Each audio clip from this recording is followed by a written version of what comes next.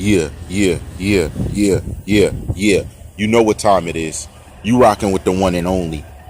Now, something I kind of spoke on, but let me really get into it. The Kodak Black situation. Let me detail this. Now, there was another one. I Smoke Hip Hop, shout out to him, speaking about shortly today with Shampoo and Kodak Black. What is the difference between Shampoo and Kodak Black? What's the difference? Shampoo went up on a stage, and it has nothing to do with the platform, but it has everything to do with your mouth. You went up there and you spoke about him, and you took a lot of shots and making jokes to make people laugh about this person being deceased. Kodak was just not even taking shots directly at Nipsey, but was literally just talking about he's deceased, something about his woman looking good. So let me guess. Shampoo takes the shots and Kodak does the cleanup. I'm sorry. You guys inadvertently became a tag team. I don't know if you realize that. You brought the attention by slandering someone who's gone. He brought the attention by taking shots at his girlfriend in a good way, but in bad intentions, in a bad method. Here's the problem with this, and this is to both of you, since you both seem to be missing the point about this. The only difference between Shampoo and Kodak Black is not only age, not only appeal, stardom, those type of things, but the problem is there really is none. There really isn't.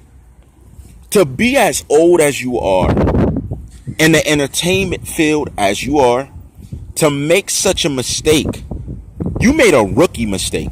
That is why from here on, to anyone that rocks with Star's platform or something, I don't ever want you to compare.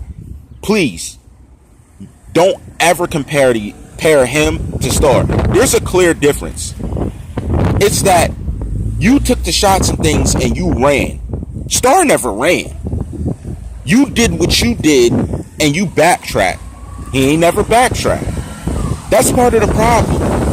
It's that our issue isn't only that you said it, it's that you're willing to just turn around and turn your back on the situation after it happens, not asking for remorse. Even though you gave your slight apology that I'm sure no one accepted, it's that if you're going to say something, stand on your word. That's why it's hard to respect it. And that's what you don't realize. Because you see, you stirred up a pot and they want you back there.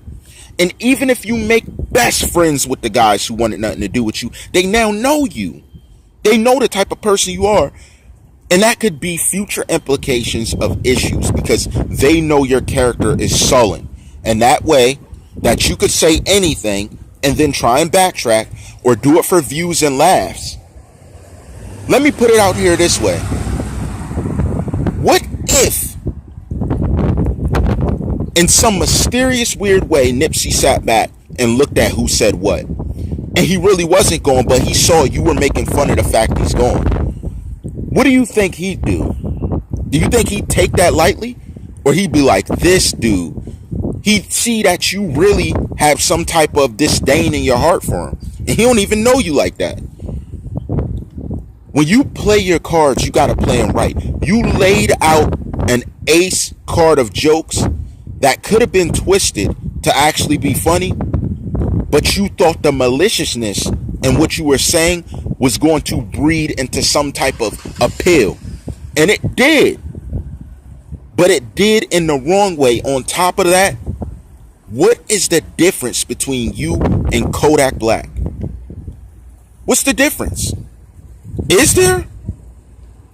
I'm asking you, since Mr. Jokey joke about it. Because I've been talking about X for a while. And the Kodak Black thing, I see as a judgment / karma. And I didn't even go in on the angle that I wanted to with the situation I was talking about. But it seems it handled itself. But that's what I'm saying. You play the same way that you were shown by other socialites for when you made your comments to Dana and you act like you were going to actually hit a woman. Didn't we just do time to heal? Didn't we? You make mistake after mistake after mistake on that microphone. You make too many mistakes. Even if someone else they're comparing you to made a mistake, he's usually on the ball 99% of the time. 1% probably people can say, oh, that wasn't right. It's like 80% of the time we have comments to make to you that ain't right. That's your problem. Listen, he's Larry Bird in the game with the 3-pointers. And we could deem, I'm not even going to disrespect Shaq that way. You're some no-name player in the past that we don't remember their name that made a few shots a game. That is your accuracy. I'm not even going to disrespect that. I bet Shaq makes more threes than you. Double your amount. That's how you are on the microphone. That's why.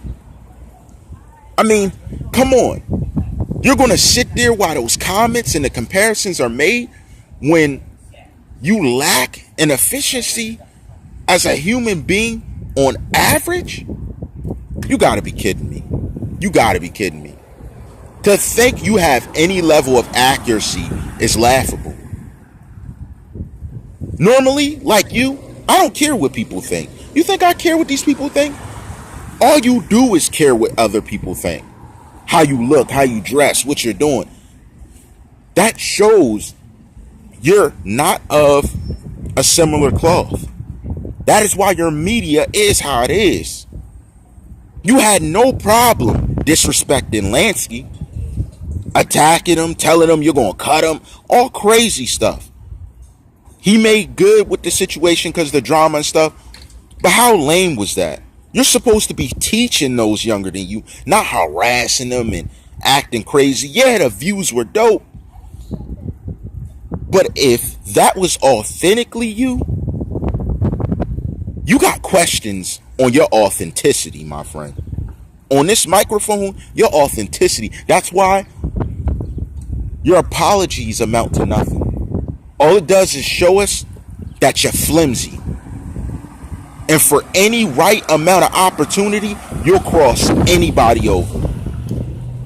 And in my opinion, those characteristics are what ended the morning show. Because eventually, someone sat back like, this is my homie. This is my guy. But look at how he copies me. Look at how he has a 20 to 30% accuracy on this mic. That's what the problem was. That's what the problem was. It wasn't outshining. Shine. That works. But you got to be on your grind. And you ain't on your grind, sir. You are not on your grind. If you can't differentiate between jokes and real life, you ain't on your grind, my friend. That's the problem. What's the difference between Shampoo and Kodak Black? Little to none. That's the problem. Except he had a star pool and his focus was his woman. Your focus was the man, oddly. Demeaning him, saying things sideways. When he's the only rapper that actually... How about you speak about a rapper that's around you, that's alive? I bet you won't. I bet you won't. I bet you won't. You won't. You won't do it. And that's why everyone had to step away from you and let things calm down. They're like, he's tripping. This guy's drawing. I bet you won't. That's the problem. And if you think that type of media is going to outlast and leave a legacy, you are better off on the Howard Stern show, licking his sack, sucking up to him, as we know you did, as we know you do.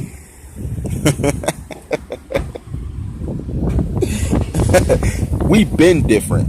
We the bins. And when we think of our generational growth, there is no comparison to the past hosts and master of ceremonies who basically gave you your shine to even be where you're at now. Don't play.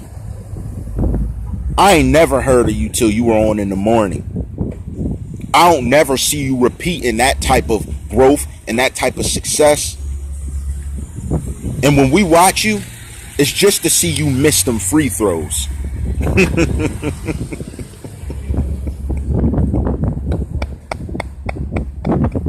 Shimmy! All right, reserved. Shimmy.